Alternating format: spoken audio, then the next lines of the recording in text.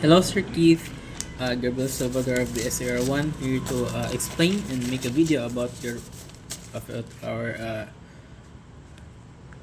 our activity. So, step 1, you have to understand the problem before carrying out. Here atong carry out, here atong understand the problem. To understand the problem, atong isulat siya in word form. How many cups of each drink should be sold to minimize the cost while meeting the daily requirements? Atong i-consider na natin red drinks, green drinks, and our minimum requirement. The red drinks have 60 calories, the green drinks also have 60. Meanwhile, lain sila og vitamin na ginagive. The red drink gives 60 vitamin A per unit and 30 vitamin B per unit, and it costs 15 pesos. The green drink naman has vitamin A of 12 per unit and has vitamin B 10 per unit, and it costs 18.50.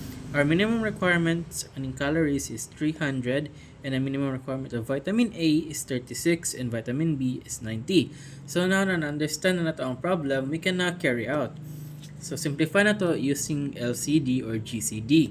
Ang atong calories is 60 and 60 is more or equal to 300. So more or equal to 300. So 60 and 60, ito ang ating x and ito ang ating y. So carry on the plan, 60x plus 60y is less or more than 300. So ato siyang gi-divide by 60. 60 divided by 60 is 0, which is why x and y here is dili present. Yung atong 300 na mag 5, so on and so forth. For vitamin A naman, we have the 6x plus 12y also here. Sa ato ang vitamin A and vitamin A sa red drink and green drink. So 6x plus 12y is less or more than 36. So ato siyang i-divide by 6. So 6 divided by 6 is 0. And 12 divided by 6 is 2, which is 2 here. And 36 divided by by 6 is 6 divided by 36 is 6. And vitamin B naman, 30x plus 10 here. Here is our vitamin B and our vitamin B of green drink and red drink. So kaning 30B, ito siyang i-divide by 10 here, 10 here, 10 here, which is why our answer here is 3x plus y more or less than 9. Pag humana to mag-carry out na ta sa plot of constraints. When we plot the constraints, ato itong gamito ng ilang mga variables din na. So itong x plus y is less or more than 5. Ato siyang let y be 0. Let y be 0 para atong pagkuhaan nato kay makuha nato ni siya ang 5. Kay if 0 ang y, wa naman nintay makuhaan, so we can assume na ang ato ang x will be 5. Sunod na to ang kani. Dito sa ani. Same process, let x lang siya, dili siya y. We can let x be 0 so that we can find the y. So, if ito ang 0, sila din do ang magkaparehas. Therefore, we can assume now that y is equals to 5. Same process here sa number 2. Sa ating x plus 2y equals 6.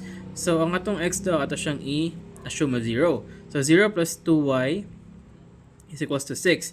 Ato din na siyang i-divide by 2 ang each. So, cross out. And ito magiging 3. So, wala na din na siya kay 0 man. Therefore, ang atong answer is 3.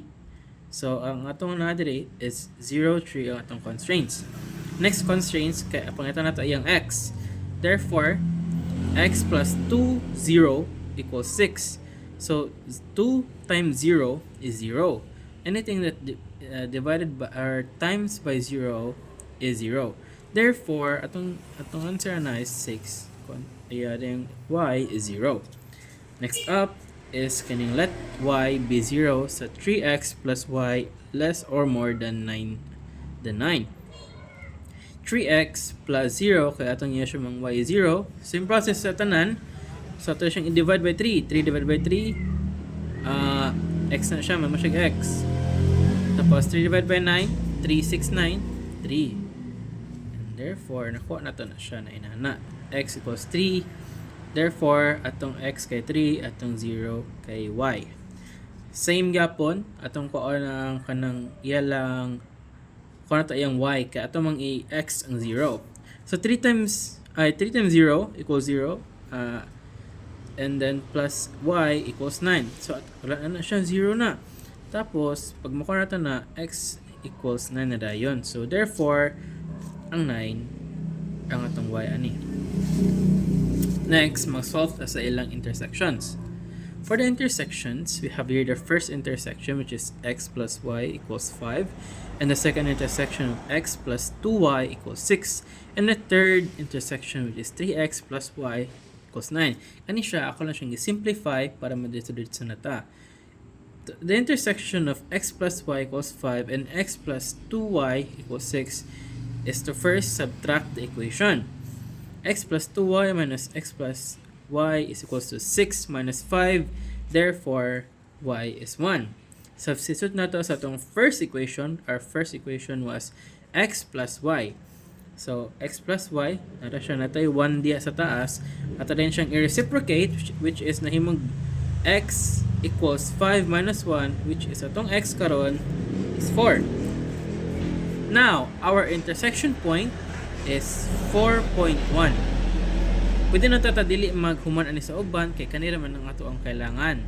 Ito lang si x plus y equals 5, pero we must go on to find the intersection of x plus y equals 5 and 3x plus y equals 9.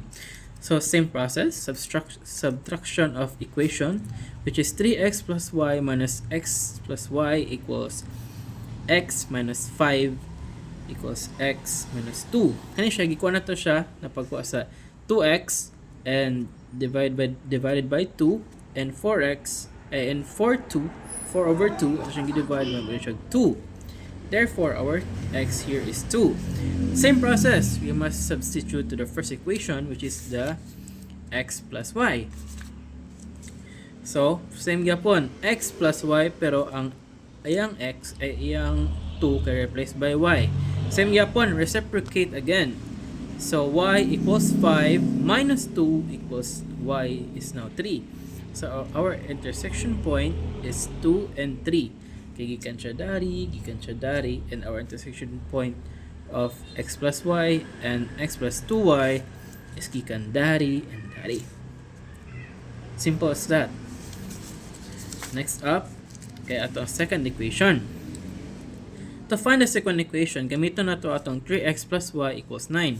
Substitute nato kay naman taan ni 3x to dito. 3x plus y equals 9. Atong i-substitute si 6 minus 2y. So, ato siyang gisolve dayon, 6 minus 2, negative 6 na siya diya. And then 18 minus negative y plus y equals 9. Karon na natay negative 5y equals negative 9. Ato na siyang gi-divide or ato siyang ato siyang gi-divide by 5. So negative 5 over negative 5 is y. And negative 9 and negative 5, we have 1.8, which is fail siya, and it is not feasible. So therefore, proceed to substitute of feasible variables. So sa first atong feasible variables is katong red and green na cost. Here we have the cost of the red and the green drinks. Atong kailangan na ani is the 4 and 1 constraints. Atong isolve. 15 atong gi-replace ang x variable of 4 because here we have the 4 right there. Next up, kay ato ang 18.50 ato siyang gibalhin ang y og 1 because right here mo ni siya ang ato ang x and our y. So answer na to, 15 times 4 60. 18.50 times 1 equals 18.5. Therefore our answer is 78.50. Pero mag-go on ta og isa lang gid ka buok kay ang importante ra gid ani makuha na to atong taas. So 2 and 3 na constraints, which is 15 na ato din siyang ibalhin ng x og 2. Kay 15x siya, atong variable 15 times 2 plus 18.50 na x and y and 18.50 na 3 ang y. So therefore atong isolve 15 times 2 is 30 and 18.50 is 55.5 ato siyang times by 3. So nakuha na to kay 85.50. So on and so forth. Importante lang yun ang kaning siya. This is the important bit. So kung ito na to, our final answer is that x is equals to 4 muna siya atong kani, and y is equals to 1 atong green kani. So the minimum cost atong first question, which is each drink should be sold to the minimum cost while still meeting the daily requirements. Ang atong paliton dapat daily para ma-meet ang daily requirements is ergo 78 pesos. Let's